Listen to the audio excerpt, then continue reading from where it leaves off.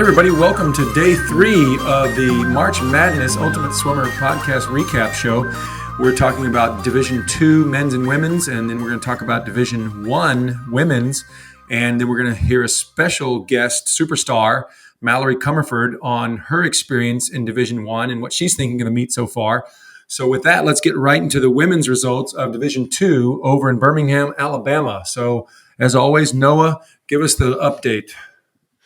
Yes. Well, for D2, it was another good day. Queens is kind of dominating at this point on both the men's and women's side. But we'll just go through the results kind of straight through how they played out. So for the women's 500 free, it was actually a pretty close race. It was Julia Grasso from Queens ended up winning the race 448.80 to Beck Cross's 448.83 from Drury. So Beck swam in lane 1. She didn't swim a great race in prelims, but swam much better tonight and just didn't have enough in the tank at the end, but she made a pretty good push from lane 1. So good swim for both of those ladies. Yeah, hats off to anyone from lane 1 who moves up to second. I love that. Yeah, we call that outside smoke. Yeah, in the men, Fabio did his thing again from McKendree. Yeah, I feel like Carol and him are the two best swimmers in the conference. For sure. Fabio is going to win the mile tomorrow, knock on wood, but I don't see how he's going to lose that race. But 4:19, and he won the 500 by about 4 seconds and came home 51.6. So just all around, really solid swim for him. Yeah, it's interesting to note in both finals, the women's final, there was 3 queens up, and the men's final, there was 3 queens up. So Queens is just putting a lot of people racing again at night. That's big time points. So they're so deep all around. In the women's 100 back, Drury did very well. Laura Pareja, 52.9. Yeah, it was a great swim. It was less than a second off the NCAA record, and she won. She out-touched Rachel Massaro from Queens, who swam 53.1. And then in the men's 100 back was kind of interesting because we had the fastest swim of the meet come out of the B final, but Giulio Brigoni won the event from Delta State in 46.7. He outtouched the great butterflyer Tim Stallings from Findlay. And then Nathan Baghetti and Emmanuel Fava tied for third. But in the B final, in the consolation final, Drury's Carol Ostrowski swam 46.5. I guess he just wasn't quite ready this morning to swim fast, but that's what you got to do. You got to swim fast in the morning to come back big at night. So I'm sure they were wishing that he was able to make top 8 to be able to get the win.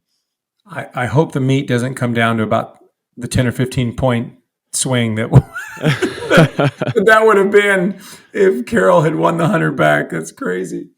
But another tie for third. There's a lot of ties going down, it seems like. Something about these touchpads, I feel like. I'm starting to get skeptical of all this. 3 events in a row that had a tie? Yeah, it's interesting. So women's 100 breast, Danielle Malelli from Queens, 101.3. Very nice time. Kaylee Morgan, Carson Newman, 101.4. Just a 10th behind her. So that's Danielle's second win of the weekend. She won the 50 free. And then Julia Augustuston from Tampa. And they tied. So yeah, Natalie and Julia for third. There's the other tie. Oh my gosh! And then the men's 100 breast, crazy tie. Yeah, men's 100 breast as well. Joao Santos from Emmanuel and Gerald Brown from Lindenwood, and Joao was out pretty fast, and Gerald was able to close in 27.5, something along those lines, and came back really fast, and they tied 52.7 for the win. So really good time, but again, that's 3 events in a row now where there was a tie. Yeah, that's crazy. Santos was out so fast, and Brown did on the last 4 strokes. It was quite impressive. 200 fly, Celeste Turner at the 50 just took off and dominated the 200 fly. So really proud of her from Delta State, 158.2. Paige Mikesell from UIP, 158.9. And then Marizel, our friend who's transferred from OBU here in Oklahoma, Marizel van Jaarsveld, she got third with a very nice 158.9. Yeah, those were all good swims. Something I forgot to point out yesterday, but Paige Mikesell, if that's how you say the last name. She swam the 100 fly and the 200 free yesterday, and finished top 3 in both. So just a quick shout out there. That's a tough double to do back to back, but yeah, that was a good heat for the 2 fly. And then the men's 200 fly, Alex Kunert won. I think that was anticipated by most, but 142.8 for the win. Iran Elmaida from Wingate 143.5 for the silver, and Yannick Placil from Queens 144.6 for third.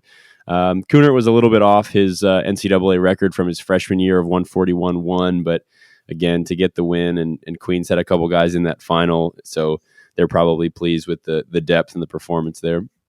Oh yeah, Alex is a tough sucker because he tied for that 200 free last night in that epic race between him and Carroll, and he repeated the 200 fly. It's pretty impressive. So, and then the last event of the evening was the 800 free relay, and Queens dominated that for the women, 7:16, won by over 4.5 seconds. Yeah, they were good. They all around, obviously, I think again anticipated to win that race. They were about 2 seconds off their own meet record and about 4 seconds off the NCAA record. But yeah, everybody but their third leg swam under 150, so that's really good. And again, I believe the only swimmers out of any relay to swim under 150, and they had 3 girls on their relay do it. So a lot of depth again. That's amazing. Yeah, hats off to Jeff Dugdale and their coaching staff. They just do a superb job getting all these guys and girls ready to race. And the Queens men won the 800 free relay, 6:22. Alex Kunert anchored with a 1:33. Carol Ostrowski was catching him a little bit with his 1:32.4, which is really good, but it just wasn't enough. So Jury settles for second, 6:23. But that's just symbolic of what the whole weekend's like. Queens and Jury right together, pushing each other, and Queens seems to have the ability to touch out now and again. So that leads us to the women's scores. Queens is ahead 5:17 to Jury's 3:33, and then a good battle between Lindenwood and Indy for third, 292 to Indy's 284.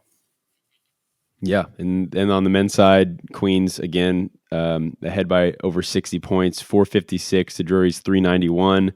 But then a really interesting battle for third between McKendree, Lindenwood, and Indianapolis, 240, 237, and 233. So that's going to come down to the last day tomorrow. But again, just a testament to the coaching staff and recruiting ability of Queens and Drury to kind of always consistently have some of the top swimmers and top teams in the country. Yeah, I couldn't help but watching the meet how excited I am for our college team to be there next year. And it's top 16 is good, but it's not impossible to make that meet. So I hope a lot of the D2 swimmers out there are getting excited to try and get at that meet next year, specifically our swimmers on our college team. But yeah, we'll be there next year. So anyway, but yeah, so day 4 is going to be great. Maybe Drury can catch up and upend Queens, but right now Queens has a very nice cushion going into the last day 4 tomorrow. On the women's side for D1, the big show at Greensboro, North Carolina, we kicked it off with the 400 IM, and Brooke Forty, the senior, was able to get a Poole record and a win. That was nice for her to end that way. She held off Ella Nelson and Lauren Poole. Lauren Poole from Kentucky got a third, and I'm just so impressed with Kentucky. I see them kind of interspersed throughout some finals and some consoles, and coming off the SEC win, I'm just really impressed with them this year. Just want to throw that in there. No, they're coming along, and it does seem like each year they have 1 or 2 more girls that are in a prominent position. You know what I mean, at the national level.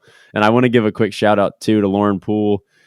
She is from Maryland, so from my home state, and she swam at the Naval Academy Aquatic Club when she was young, which is the club team I swam for. And then she ended up moving over to North Baltimore to train with Michael Phelps's famous club team. But again, good job, Lauren. 402. It's a great swim. And then obviously Brooke and Ella as well. All 3 of them had great swims. Yeah. So, but 100 fly, oh my goodness.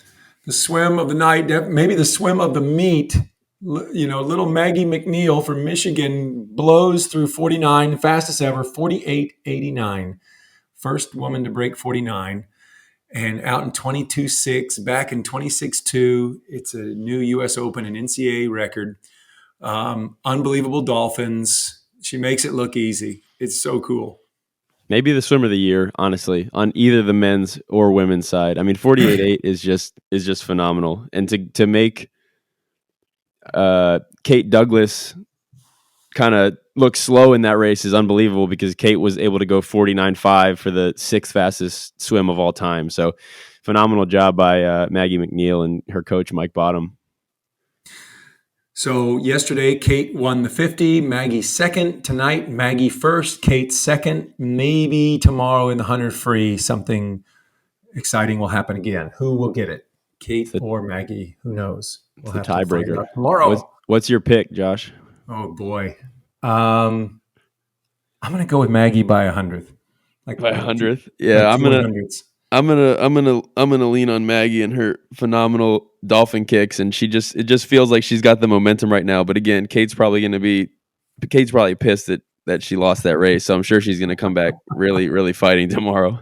Yeah, so very cool. Kylie Alons went 50.3 for NC State, getting good points for them, moving them, kind of separating them from Texas a little bit more in the team race. 200 free. Paige Madden, Virginia, was a solid 142. Again, nothing crazy fast, but it did the job. Florida, Talia Bates was second. And my favorite, Kelly Pash, she got the bronze, which is pretty cool, 143.5.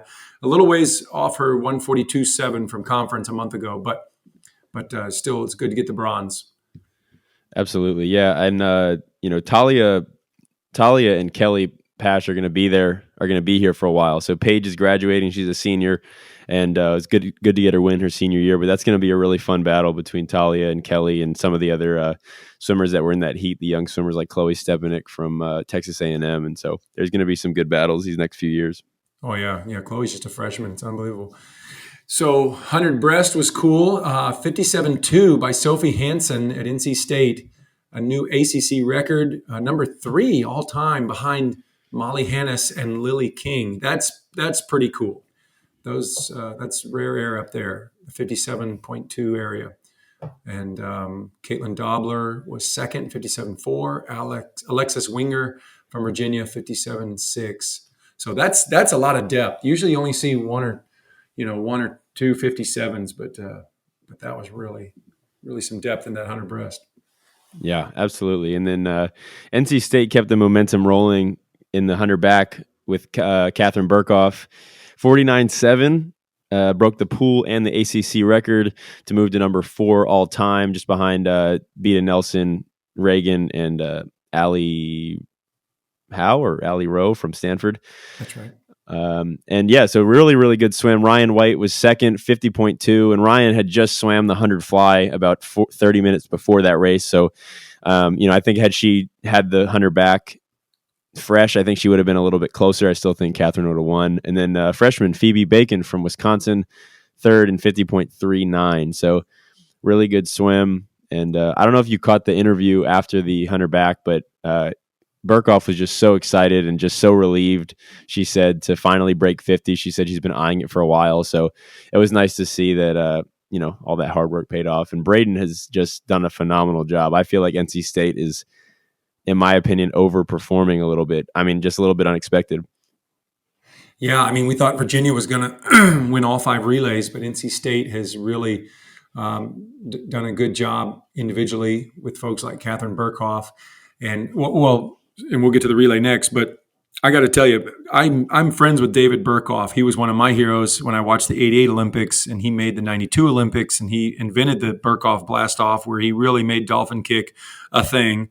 And it's so cool to see his daughter doing so well in the backstrokes. It's just so fun. And she seems like a very cool, intense person, and happy for that win for her. But and she did a good job leading off the medley relay, the final event of the night, getting NC State a bunch of smooth water, opening up in 23.2 for Berkoff's opening backstroke leg. That 23.2 is really good. Just awesome. Only Maggie MacNeil was faster, 23-1, leading off Michigan's relay. But yeah, 23-2 is incredible. But it was Sophie Hansson's 25-9 on the breaststroke, one of the fastest splits of all time. I think only Lily King's been faster. And so 25-9 got him even more smooth water. Rowe on the fly was a solid 22-7. And then Alon's 21-2. I mean, that was just a super solid relay. So they were a second ahead of Virginia. Yeah, and Virginia had just broken the NCAA record in that event a couple weeks ago at ACCs when they went 132.6, 132.7. And so they were just a little bit off. But yeah, for Alon's to close in 21-2 was really good because you thought watching that Kate Douglas might have been able to maybe not catch them because they were pretty far ahead, but at least make it a race. But Alon's did a phenomenal job. Yeah, Ohio State with a really nice bronze, getting in there with some solid splits for them. So that puts the team scores, Virginia with, 100-point lead now. And NC State is 20 points ahead of Texas. Texas is third. California, Berkeley's fourth. Ohio State, fifth. So really interesting. I'm happy Texas is third. It's exciting, momentum for NC State. California, it's not. They're out of it. They're not going to win now, but and looks like Virginia's got a great cushion going into tomorrow. Yeah, I feel like that was DeSorbo's goal when he moved from NC State to Virginia, and it's paying off now. And I mean, they've been swimming lights out all weekend. So yeah, at this point, it doesn't really look like anyone's going to catch them as long as they don't get DQ'd in every single race. Yeah, I don't think that'll happen. But us guys talking about the meet is fun and all. But let's get a perspective from a female who was there. And so Mallory Comerford has agreed to join our show tonight. And so with that, let's just hear a little bit from Mallory. So Mallory, you're a three-time champ in the 200 free. When you were at NCAA meet and you went 139.8, one of the few women to break 140, and you led your team to do a great showing at the NCAAs, getting better every year. So you know what it's like in the meet. And tell us your thoughts on and what you've been thinking about the meet so far. Yeah, first of all, it's just great to have NCAAs again. It's great to see almost normal racing. Obviously, there's no fans, so it's a little bit different, but really exciting to see all these girls at the meet together. It's been fun to be able to watch some really fast swims and people make adjustments to the circumstances. Obviously, some events haven't been quite as fast as others, but it's still so awesome just to see girls get up and race each other. I think that's what NCAAs is really about in the end, is who can get their hand on the wall first. It's not always about your time. It's about doing it for the team. So it's been really great to see that. Yeah. When you were doing day 3, the 200 free, did you have to do the 800 free relay that same night, or did they start the relays on Wednesday night back when you were doing it? Yeah, I never had to do it on the same night as the 2 free. It was on Wednesday night, which I'm very thankful for. I cannot imagine having to do that. Just would make the meet is already hard enough, and that would have made it even more challenging. Yeah, back in my day, we had to do both. So it was 3 200 frees all out in one day. It was a booger. Yeah, that's brutal. Some of the guys had to do prelims and finals for the relay. So that was four 200 frees. So that is really brutal. So take us back to that moment when sophomore year when you tied Katie Ledecky. Were you, could you see her? What were you thinking? Just take us back to that moment. Honestly, I had no idea exactly where they were. I knew it was a close race, but I didn't know how close it actually was. Going into the race, I was just focused on swimming my own race. I had rehearsed holding 25 mids all season. I had rehearsed that exact race all season, and so that's what I was sticking to. I had worked on my breakouts and my turns all season, so I knew I was going to be really good there, especially the last wall. And so I just really put my head down, and when I touched the wall, I was shocked that I won and that we tied. But I wasn't necessarily as shocked by the time because that's what I had been training for. But it was just crazy to me that I had tied Katie Ledecky, the best female swimmer of all time. And just even being in the same heat as her, being next to her, like that is such a great honor. And being able to tie her, that just gave me a lot of confidence and really was a monumental part of my career and really helped shift my career in such a positive way. That's so cool. And when you went 139.8 to break the 140 barrier, what do you think it was that set you apart to do that?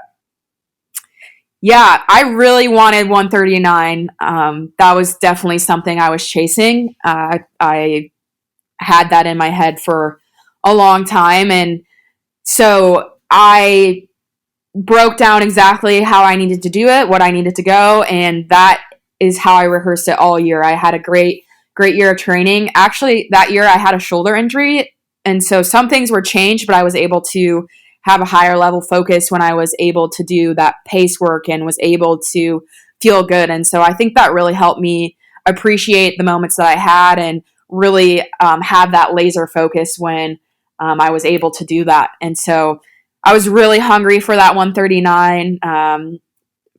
Another huge part of my career. I'm so cool to say that I was able to go 139. I don't know if I'll ever have the chance to swim a 200 free short course tapered again. So that's probably the only chance I had at it. So it was great. It was a really cool feeling to achieve. Obviously, always a really cool feeling to achieve a goal that you set out for yourself. Yeah, well done.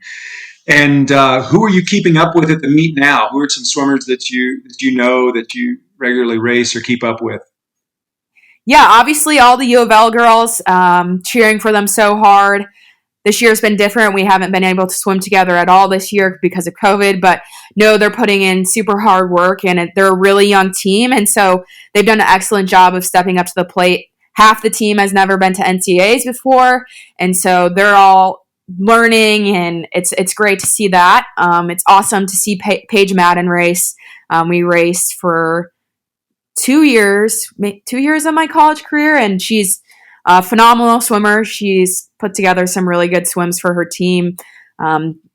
Obviously, they're running away with the team title, so that's exciting for them to see and exciting for the ACC.